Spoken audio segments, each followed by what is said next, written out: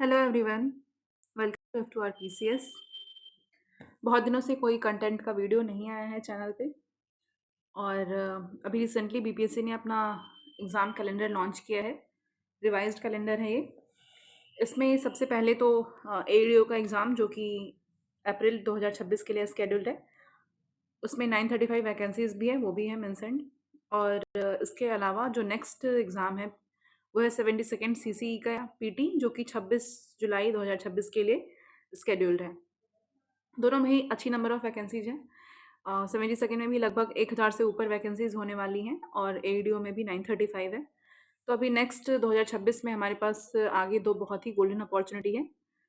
तो अभी देखते हैं कि इसमें कैसे क्या किया जा सकता है। प्रीवियस ट्रेंड को एनालाइज करेंगे और आगे हमारा क्या रोड मैप होगा उस पर भी बात करेंगे।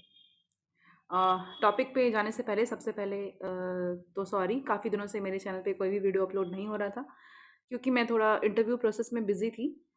और इसी प्रोसेस के दौरान मुझे कुछ चीज़ें ये भी पता चली है कि बहुत से ऐसे एस्पिरेंट्स हैं जिन्होंने 70th बीपीएससी का इंटरव्यू दिया है और वो 71st प्रीलिम्स के लिए क्वालिफाइड नहीं है, प्रीलिम्स एग्ज़ाम क्वालिफाई नहीं कर पाए हैं। इसके अलावा बहुत सारे ऐसे अच्छे स्टूडेंट्स भी हैं जिन्होंने 78th में भी दिया था और 71st पीटी भी दिया था, लेकिन बहुत ही फाइन मार्जिन से वो किसी भी रीजन से रह गए हैं। उनका पीटी क्लियर नहीं हुआ है, वो मेंस के लिए क्वालिफाइड नहीं है। तो यहाँ मेन हमारे पास सबसे बड़ी बात ये है कि एक्चुअल प्रॉब्लम कहाँ है। अभी ऐसा तो है नहीं कि वो कंसिस्टेंसी के साथ काम नहीं कर रहे हैं। ऑब्वियस सी बात है, हर कोई मेहनत कर रहे हैं अपनी जगह पे, हार्ड वर्क भी है, कंसिस्टेंसी भी है, फिर भी वो अपना प्रीलिम्स क्लियर क्यों नहीं कर पा रहे हैं। तो ये हमारे सामने एक बहुत ही बड़ा क्वेश्चन आता है। तो इसमें अभी हम आगे ये है कि बहुत सारे बच्चों को ये लगता है, हम खुद में ही ये सोचने लग जाते हैं कि हम शायद we are not putting that much effort, हम उतना प्रयास नहीं कर पा रहे हैं, हम शायद जितना इस एग्ज़ाम्स का रिक्वायरमेंट है उतना खुद के एंड से नहीं दे पा रहे हैं। लेकिन ऐसा नहीं है। हम अगर रीज़न्स पे बात करें तो मुझे ऐसा लगता है कि सबसे पहला जो ये रीज़न है जो हमारे पीटी के एग्ज़ाम के लिए एक हर्डल जैसा हो जाता है, वो ये रहता है कि बहुत सारे रिसोर्सेज को हम कलेक्ट करने लगते हैं, बहुत सारे रिसोर्सेज को हम पढ़ते हैं और जो मेन एग्ज़ाम का टाइम आता है उस समय पे उतनी सारी चीज़ें दिमाग में रिटेन करना बहुत मुश्किल होता है। तो ऐसा लगता है कि सब कुछ पढ़ लें, सब कुछ कलेक्ट कर लें, लेकिन वो सब कुछ एग्ज़ाम में प्रोडक्टिव रहे, वहाँ पे आप प्रोडक्टिवली चीज़ों को हैंडल कर पाएँ, तो वो नहीं हो पाता है।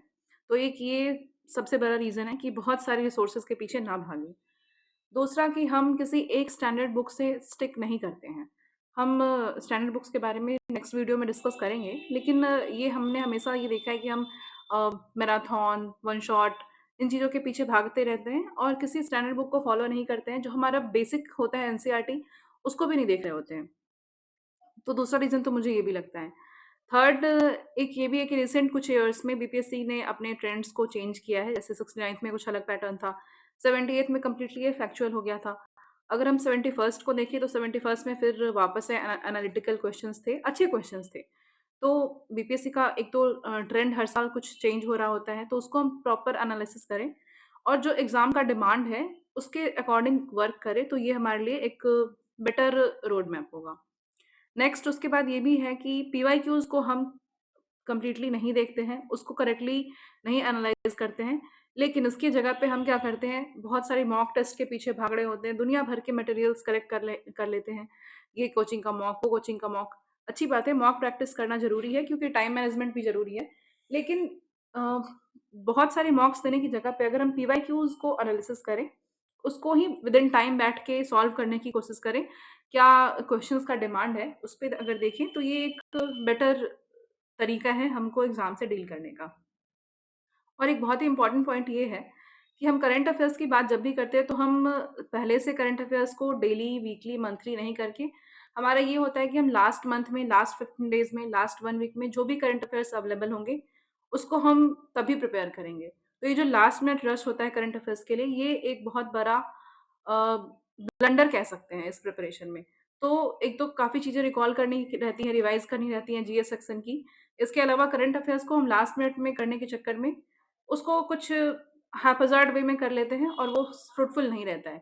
इवन बीपीएससी का ये हमेशा से ट्रेंड रहा है कि वो करंट अफ़ेयर्स से अच्छे नंबर ऑफ क्वेश्चंस पूछती है। लगभग 30 क्वेश्चंस तो पूछे ही जाते हैं। इवन रिसेंट एग्ज़ाम में तो काफ़ी ज़्यादा थे, इकोनॉमी के क्वेश्चन भी करंट अफेयर्स बेस्ड ही थे।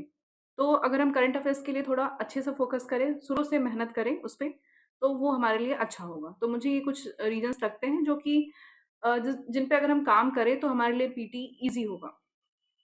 अगर हम इसके बात देखें तो ये है कि इस रीजन को डिस्कस करने से पहले हम ये भी देखते हैं कि बहुत बार ऐसा होता है कि एस्पिरेंट एग्जाम में फेल कर जाते हैं, जो पीटी है उसमें ही नहीं कर पा रहे हैं।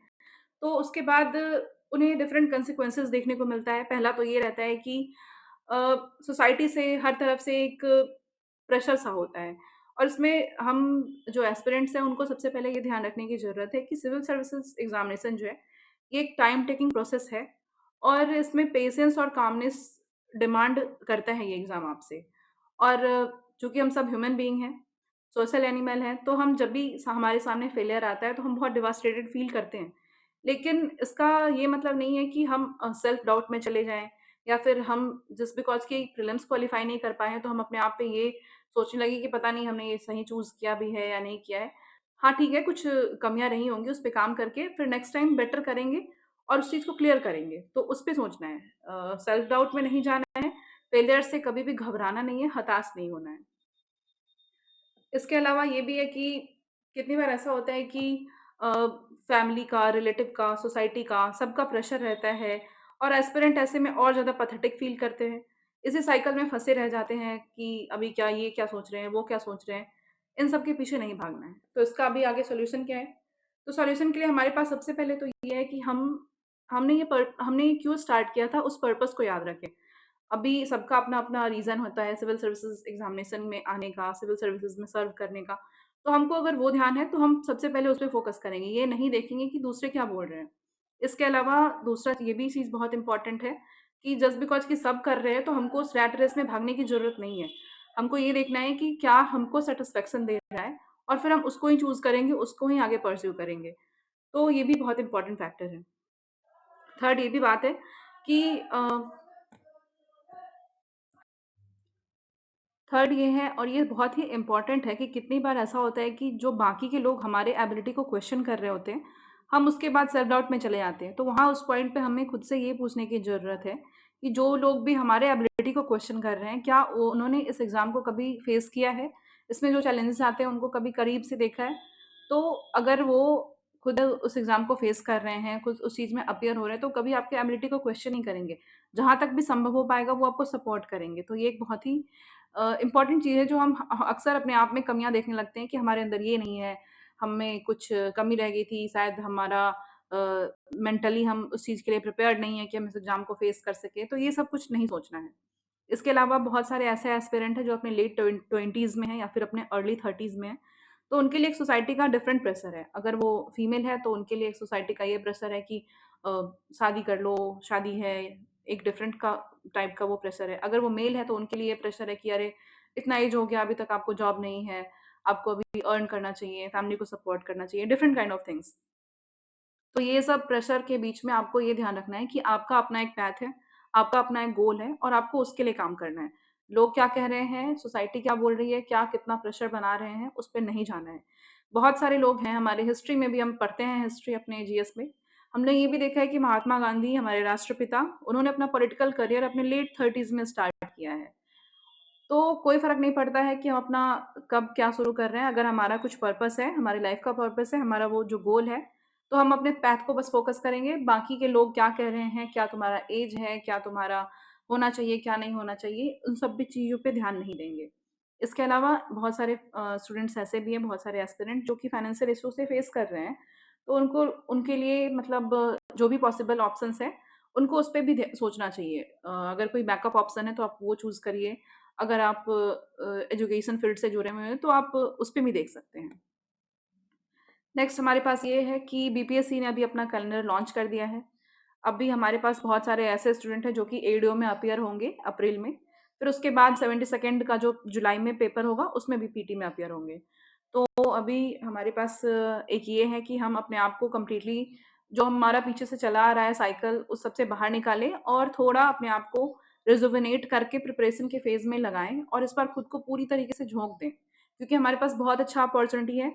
हमारे पास काफ़ी वैकेंसीज़ हैं, लगभग 935 के अराउंड एईडीओ में है और 1000 प्लस 72nd में भी है। तो हमारे पास जब अपॉर्चुनिटीज़ हैं, तो हम क्यों ना उसका फ़ायदा उठाएँ। तो हमारे बीपीएससी कैलेंडर में ऑलरेडी ये सब कुछ मेंशन्ड है, डेट्स मेंशन्ड है, तो उस हिसाब से हमको अपना काम भी करना पड़ेगा। तो हमारा आगे का जो रोड मैप होगा, उसके बारे में हम नेक्स्ट वीडियो में आएँगे, बात करेंगे। जो भी स्टैंडर्ड बुक्स फॉलो करने हैं, उन पे बात करेंगे, जो सोर्सेज़ फॉलो करने हैं, उन पे बात करेंगे, क्वेश्चंस कहाँ से प्रैक्टिस करने हैं, उन पे भी बात करेंगे। लेकिन फिलहाल के लिए ये है कि अभी हमने अभी तक क्या मिस्टेक्स किया है, आगे हम इस चीज़ को कैसे इम्प्रूव कर सकते हैं, क्या चीज़ें नहीं करनी है, किन बातों पे ध्यान नहीं देना है, वो सब कुछ डिस्कस करना, बात करना ज़रूरी होता है। हम अक्सर इन पे बात नहीं करते, क्योंकि अ, हम में से बहुत सारे लोग ऐसे होते हैं जो फेल करते हैं, खुद में ही रह जाते हैं, परेशान होते हैं, लेकिन इस पे खुल के बात नहीं करते। लगता है कि बात करेंगे तो फिर दूसरे जज करेंगे। नहीं, जज करने की कोई बात नहीं है, जो इस प्रोसेस में है, जो आपको समझ रहे हैं, वो आपको ऐसे भी समझेंगे। तो इसीलिए अभी फाइनली ये है कि अपने आप को फाइनल पुश दीजिए, और ये जो भी विशियस साइकिल चला आ रहा है, इसमें हम फँसे हुए हैं, इससे बाहर निकलिए। आगे बहुत कुछ लाइफ में ब्यूटीफुल एक्सपीरियंस करने के लिए, एक्सप्लोर करने के लिए है। तो चलिए, नेक्स्ट वीडियो में हम बात करेंगे कि आगे क्या रोड मैप होना चाहिए, कैसे प्रिपेयर करेंगे, और क्या स्ट्रैटेजी रहेगी। तो थैंक यू फॉर वॉचिंग। अगर आपको वीडियो तो थैंक यू फॉर वॉचिंग। अगर आपको वीडियो पसंद आया हो तो उसको लाइक करें, जिनको भी ज़रूरत है उन तक ज़रूर शेयर करें, और हमारे चैनल को सब्सक्राइब करें।